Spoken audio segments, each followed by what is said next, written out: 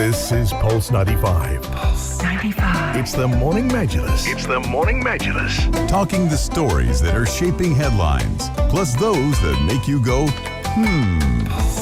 Good morning, Sharjah and the United Arab Emirates. Welcome on to the Morning Majlis. Now, we are here to keep you posted, informed and updated as you wake up and begin your day. We are bringing you all the stories that you need to know and be aware of. And the idea is to keep you motivated, to keep you posted, and also to teach you a few things. Because, in fact, here from the Emirate of Sharjah, we've gotten more of a clarification also about the sad and tragic incident that happened on Tuesday evening. A car driving into a petrol station. The video footage went viral yesterday, and all newspaper outlets and major news organizations in the country had started to report on it. Sharjah Police has issued a clarification in terms of what exactly happened, so we'll talk to you about that. A couple of big things that are happening across the globe. We have Ahmad Dawood finally a landslide victory for good old Jacinda. Yeah, good old Jacinda from New Zealand has won the election, in fact, in a landslide fashion. So this is a pretty interesting story. She's been, throughout the year, praised for New Zealand's COVID-19 response, her handling of that situation as well. She's also had to deal with a number of natural disasters and major incidents within the country. So we're going to talk about what this means for New Zealand, the general sentiment over there, and the fact that it's not a 100% win for her camp quite yet, because we still have the parliamentary elections to look forward to. So we're going to be reporting on and discussing the latest international headlines. We're also going to be talking about the state of COVID-19 here in the country, because there's a lot of concern over the number of coronavirus cases, and yet again, we've recorded another high. Yes, we have, and that also comes after a couple of days after we had a record high of 1,415, and we thought, whoa, what's going on? And then we've hit the 1,500 mark for the very, very first time. What's happening? Why is this all happening? We'll be discussing that in greater detail, and we will keep you posted about what's going on across the globe as well at the same time. So join us in the discussions. Text us on 4215. Pulse 95. The Morning Majlis. Talking the stories that are shaping headlines. This is Pulse 95. Going to New Zealand for the result of that country's general election, New Zealand Prime Minister Jacinda Ardern has won in landslide fashion. And with all votes tallied, Ardern's centre-left Labour Party won 49.1%, bringing a projected 64 seats and a rare outright parliamentary majority.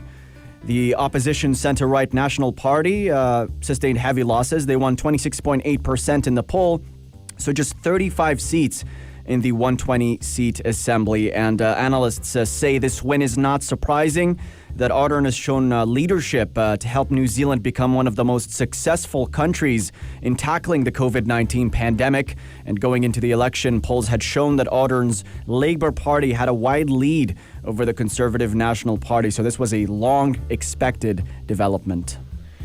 Yes, and what we do know is, so far, looking at her track record, yes, she's been quite well and active on her social media, and she's also had to go through some of the very, very difficult situations, the worst ever tragic incident that took place over in New Zealand and in known history as well. And she was at the helm of things when things were getting slightly confusing for a lot of New Zealanders over there. And despite what they say was a transformational term in 2017, Jacinda's affordable housing program was set back by blunders. Plans for a capital gains tax that would have addressed the growing rich and poor divide were scrapped, and her government fell quite short of its goal to reduce child poverty as well. Even on climate change, where Jacinda had called it my generation's nuclear-free moment, progress has been quite minimal so far. A lot of analysts say that it's fair to say that they have not achieved what they had hoped to achieve, but still, for Jacinda and for that landslide victory, because it's also down to the fact that they had to form a coalition. And this time with a landslide victory, it is something that is going to be very interesting to see what happens. Oh, certainly, Abdul Karim. And one reason why she won in the first place, according to observers, is the fact that she's had so much charisma and star power going into this, with her popularity ever rising in the country as time went on. So it was never going to be a nail-biting election in the first place. But she's got a pretty big challenge ahead of her now. New Zealand is in recession for the first time in 11 years. Labour Party had been criticized for not having a clear COVID-19 recovery plan. So a lot of work is going to be put into turning the economy around. The pandemic is still looming large, of course, so we still don't know how that's going to fare as well.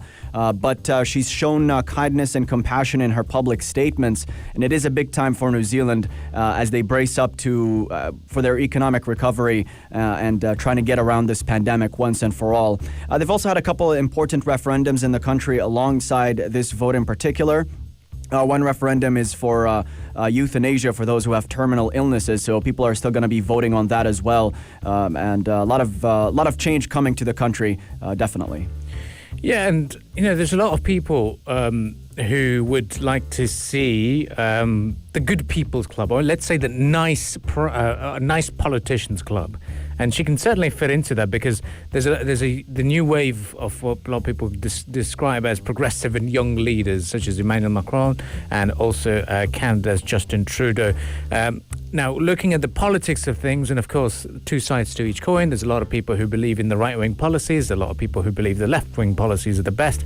But Jacinda Ardern turns up from the centre-left as well. So it's the communication and speaking to the public in a very empathetic way is what gets her the votes. And this is where it's very important to also understand. There's a lot of people who'd be thinking if there's a lot of weird statements that come out from the current president of the United States, and people are still baffled as to how a person like that with such statements can still be at the helm of things. The reason is because over the years, a lot of politicians' jargon is always viewed as jargon, and for Donald Trump, the words he uses during his speeches are the ones that appeal to a very, very common person. He, instead of using the word as strategies and the big words, he comes down to little things. It's instead of saying, "Oh, our employment policies," he says jobs. So something that normal people would understand. And this is where people like Jacinda Ardern also came in. The way she delivers her statements, a foreigner, non-New Zealander, also gets drawn by her and really admires her personality. And this is where you could see that this could potentially be the new wave of political approach. Oh, it's definitely huge. And the way they speak to you as well, as if they're your friends, essentially. Yeah. I mean, I've seen, for instance, politicians in the United States, they're running for the campaign, and they put together these Insta Lives where they're doing their makeup or they in a way, they try to appeal to the regular person. And it's almost as if the way they curate their social media presence and the way they engage and interact with the voters, it's as if they're friends. Now, some might criticize that, saying, okay, you're running for a public position. You're here to serve the public. You're not here to be our friend. Yeah. So, in a way, they might see all of those gestures as just a smokescreen meant to allay the public and get them pacified when, in fact, they want to implement whatever agenda they have. So it goes both sides, but it's certainly something important that you noted, the way that they appeal to the everyman, using the words they use, the gestures, the way they engage with people. So it's definitely something, yeah. Yeah, got to be very smart about it. And even Helen Clark, who's the former New Zealand Prime Minister, for whom Jacinda Ardern had also worked under, said that this young leader represents a refreshing and a sharp point of difference in a world where news is dominated by utterances of populist and authoritarian leaders as well. So always the refreshing side to see that, and we wish Jacinda all the very best in her next term. And it is going to be very interesting and to see that a new leader excelling at her position as well. Well, stay with us on the Morning Majlis from one election to the other. Now we'll focus on the big one, the United States elections that is going to take place on the 3rd of November. What's happening? What's going on? All this will be discussed right here on the Morning Majlis. Pulse 95.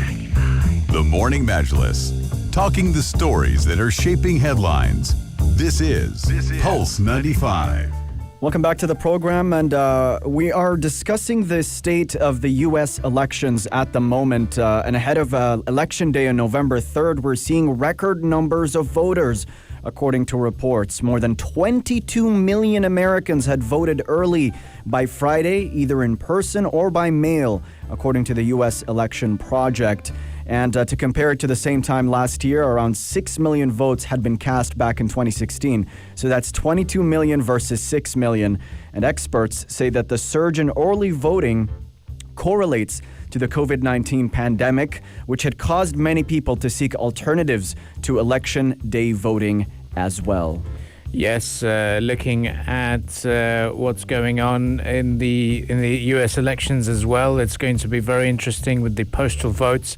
And what we do know is usually this time round, analysts are expecting, because of the postal votes, we might see a delay in announcing the results. So on the 3rd of November, when Americans will be voting, they will be coming out in large numbers. And an interesting thing here is that they are not going to be voting effectively they will be voting for Democrats or the Republican, as in Joe Biden or Donald Trump. But when they do cast their vote on the it's not the names of President Donald Trump or Joe Biden. It's for the electors that they have to put forward. So far 538 electors that they have to vote for in total across the United States. And looking at the numbers this time round, it's going to be very interesting to see how the voter turnout is going to be. It's going to be a lot easier for people now, so you can expect more to come. But the biggest swing states, Arizona, North Carolina, and Michigan as well, and Florida, you could see so far from the figures, now these are preliminary figures, these are election polls, we can see that Biden is in a bit of a lead. Oh, yeah, and it's a strong lead at that, a double-digit lead. According to the latest polls, we've got Biden leading Trump 54% to 43% among likely pollers in these projected polls. Now, a couple of things have happened since the debate with Trump and Biden. Number one, Trump contracted COVID-19, so that's had a negative impact. Some analysts say he's been out of commission, a lot of concerns about his health. The other thing, too, was the debate itself was quite erratic. There was a lot of yelling back and forth, not much of a productive discussion, if you would ask some people who had been commenting on it on mainstream media sources. And since then, Trump had performed lower on the polls so far, so his disadvantage continues to expand in the polls as well. Some concerns as well are the fact that the United States is pretty polarized right now. So if you look at the registered Democrats, 91% of them view Trump's presidency as a failure, while 93% of Republicans say it's been a success. So the image here is that voters have their minds pretty made up, and the margin of people who are still undecided is quite low. According to the polls and the analysts, they say only 5% of the registered voters are persuadable. They could go either way. So that's another point of concern here, that people already have their minds set up. The country's extremely polarized on either side, and Trump currently has a disadvantage in the polls. But these are polls. Exactly. That's the thing. These are polls. These are people who are going to be responding to those surveys and logging on at different websites to showcase their what they believe. But the fact of the matter is, the real large number of voters don't care about the polls. They'll just decide on the election day. And looking at the polls as well, we also saw that Jeremy Corbyn used to do really well in the polls, but then turns out good old Boris took on the main seat. So yeah, it all depends on the main election day and on the day what happens.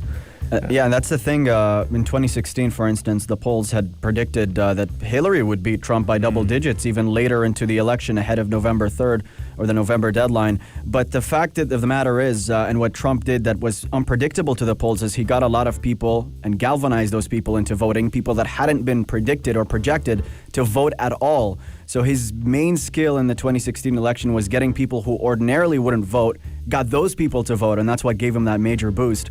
But this election's a weird one. I mean, we got the COVID-19 thing happening. Registered Democrats are voting in droves. Young people as well have been more active during this election than in the previous one. So it's going to be interesting to see how it turns out. But yeah, you never know. You really don't.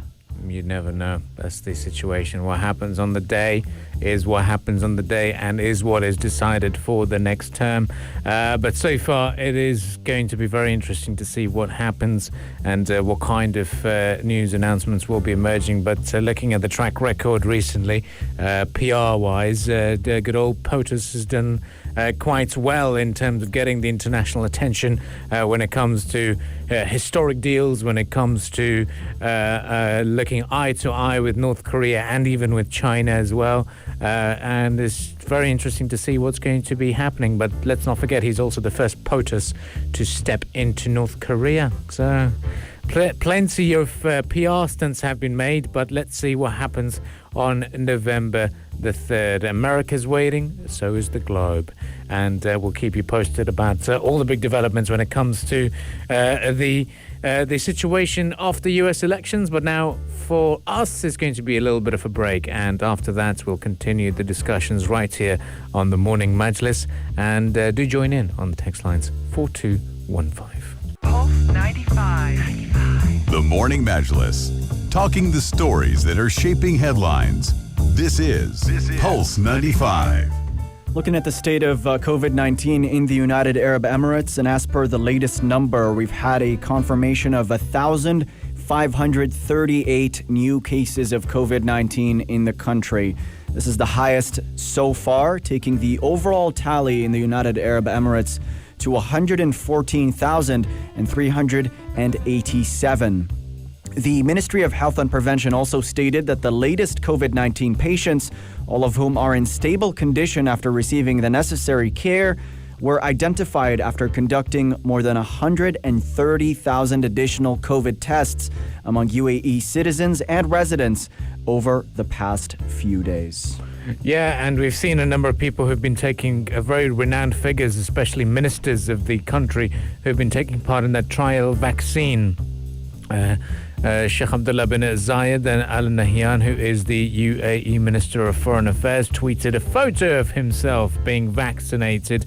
And we also saw the UAE's Health Minister, His Excellency Abdul Rahman Al Owais, who was also given the first dose of the vaccine last month. And the vaccine being developed by Sinopharm has been showing good response so far. And most of the volunteers that have taken part in that vaccine trial have had a very, very good success rate so far in terms of how they've been faring.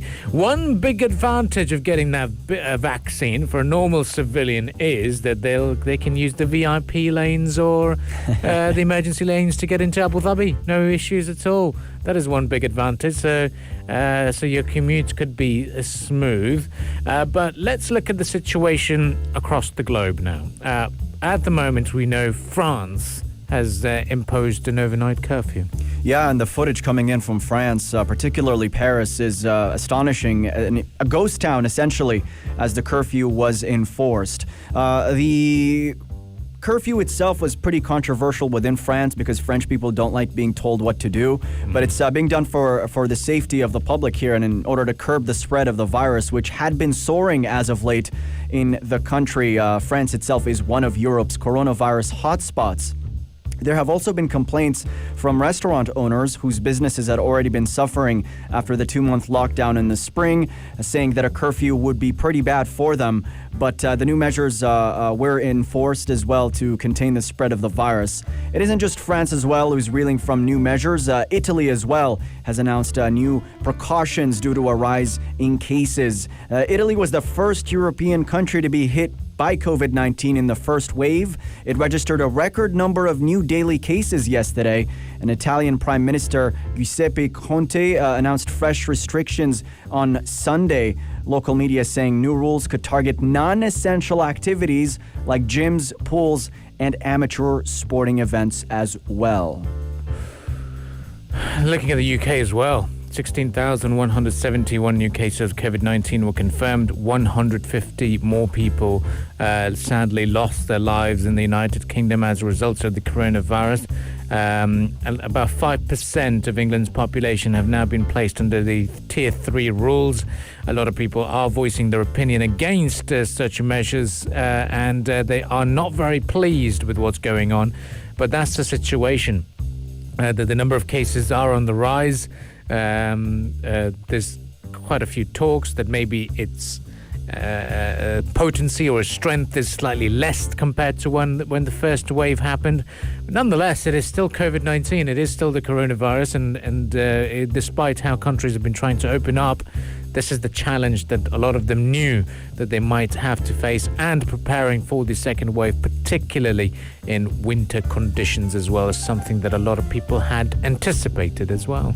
Yeah, and in fact, they're doing a lot of these restrictions in many places because their hospitals, they don't want them to be overrun by COVID-19 cases. So it's a way of managing resources. And when they impose such restrictions, a lot of variables are taken into account.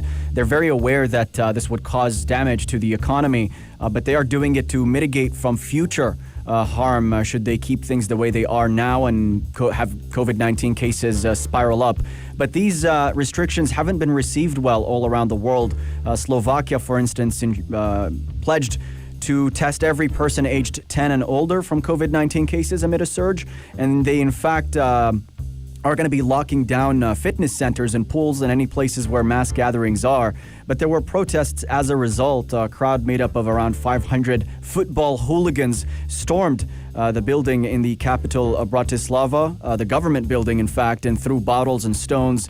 While in Germany, Chancellor Angela Merkel has urged people to stay at home as COVID-19 cases continue to surge there as well.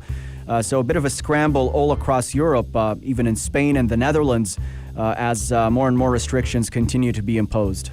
Yep, of course, and that is something that we will be looking at in greater detail in terms of what's going on. But for the time being, time now for us to prepare for the sports headlines. And when we do come back, we'll continue the discussions right here on the Morning Majlis. We'll talk about the iPhone maker from Taiwan now thinking about electric vehicles. What's going on? All this will be discussed right here on the Morning Majlis. Pulse 95. The Morning Majlis. Talking the stories that are shaping headlines. This is Pulse 95. Okay, now we're going to be talking about a story that's not only shaping the headlines, but also shaping conversations out and about. It is the new iPhone 12. I just told Ahmad about how I am a genuine buyer of a new phone because my current phone, which has served me for 2 years, has now decided to not support me as much as it used to. It no longer connects to cellular services, can only connect to Wi-Fi. So it is on life support at the moment. Sadly, this phone getting some hotspot treatment from the other backup phone. So I am one of those buyers who was anxiously waiting for a big investment for a new iPhone 12. A lot of general iPhone users are not very happy with the 12. What's going on? Yeah, there's a lot of outrage over a decision that Apple has made with regards to its new phone. And what this has to do essentially is that when you buy this new iPhone, which is available for pre-orders, the iPhone 12 and the iPhone 12 Pro, they're going to come with a cable in the box, but not the plug that goes into the power outlet in your wall. You're also not going to be getting the Lightning AirPods as well. So that's why a lot of people have not been happy about this. And to sum it all up, Apple is about to, for the first time, start selling a device that no longer works right out of the box. Meaning if you run out of that initial charge and you don't have the wall plug around, your phone is going to die and you're going to be forced into buying the new charger. So that's what people are complaining about. They're saying, why is it not bundled with a device? That's how it should be. That's how it is for any other normal phone. Why is Apple doing this now? So the old chargers won't even charge this phone as fast as possible as well? Yeah. So they've basically made it deliberately that you have to buy the new charger. Precisely so. And that's what people are really angry about. I got to take my glasses off for this. I cannot believe this. So I thought, when I heard this news, I thought, okay, they're trying to reduce plastic use. Understandable that you don't need the wall socket. Cable's enough. But that's not enough. It's not. It doesn't work right out of the box. Now, they say, some people say the Apple fans, they say most of us already have these wall plugs on deck anyway. But still, to sell a device that does not work right out of the box, where you have to buy additional components, is a hard pill to swallow. Apple is saying it's because of the environment. They don't want to. They don't want waste and ship parts that are not necessary to do so. But other people say it might be more about the margins here, and the fact that they are, for the very first time, putting 5G components in their phones. Their margins are taking a pretty big hit. And the way they're trying to work their way around this is by cutting costs on additional parts and having people pay extra. So there's a big money motivation here for Apple, according to people analyzing and studying the situation. Look, I'm a genuine buyer because I don't use Apple products, but this phone, sadly, is dying. This is on life support. So my only reason to buy a new phone is to buy a new phone because I need a phone. And the reason why I would invest in an iPhone is because it's now supporting 5G and everyone talks about getting a particular device is always good. But my problem is, if I'm going to buy a phone which is going to cost me about 4,200 dirhams, I'd want it to be working properly. But if it's not, that's a problem. It's a major one. And even the chargers, your older chargers are not going to charge it as fast. They've got wireless chargers coming as well. So if you're looking at charging your phone really fast, you're going to have to shell out a lot of money to do it. And it's left a sour taste in people's mouths with the iPhone. But you know how it is when Apple has you under the hook? They really have you in that Apple ecosystem. And despite this alarming development to a lot of iPhone fans, I still see people moving in droves to grab the new gadget as well, but it should dissuade people. Does it dissuade you? Would you consider buying the phone because of this? I don't mind not having the AirPods. Okay, I've never been a big fan of the AirPods. Just use the cable, just like normal people. It's fine. It's okay. And some people might call me old and say, well, what's wrong with you? It's fine. Just use headphones. It's okay. But now this is where the problem comes. You don't use the auxiliary port because now you're using the C cable to connect to the iPhone, so you've got to invest money in those adapters. You got to pay for this, you got to buy that, the Amazon Prime Day is gone as well, so you can't even get those discounts if you needed to. Maybe you could have made those purchases earlier. But the whole point of getting a new phone, for someone like me, who's never used an Apple product, who's looking forward to this 5G introduction, I don't have an iPhone charger at home. Yeah. So for me, if I want to buy this phone as a genuine, innocent buyer, I'm doomed. What do I do?